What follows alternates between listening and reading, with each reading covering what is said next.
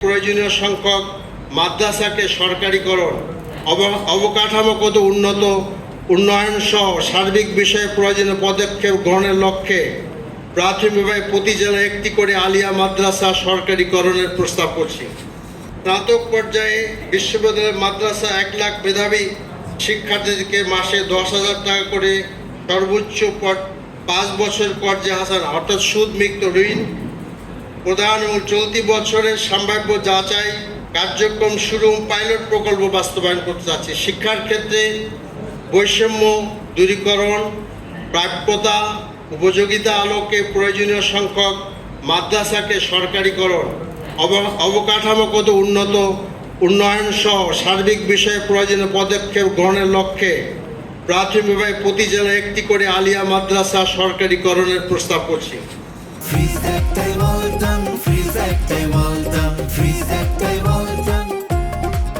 Eden Badrunnesa home economics কলেজকে একত্রিত করে বিশ্বের সর্ববৃহৎ নারী বিশ্ববিদ্যালয় স্থাপন করতে চাচ্ছি।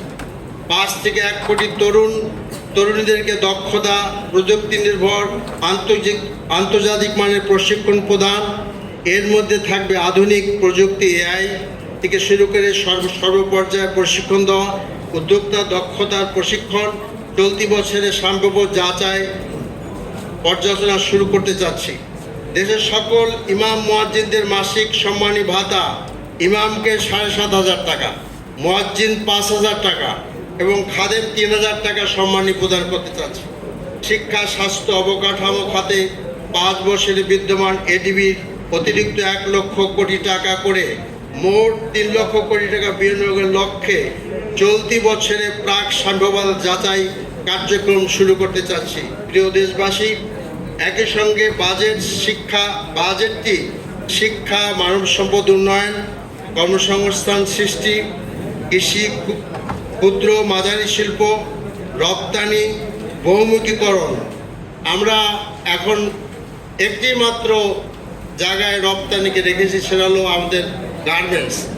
এইটাকে আমাদের ডাইভার্সিটি করতে হবে, কারণ এই সুযোগ বেশি দিন আমাদের থাকবে না।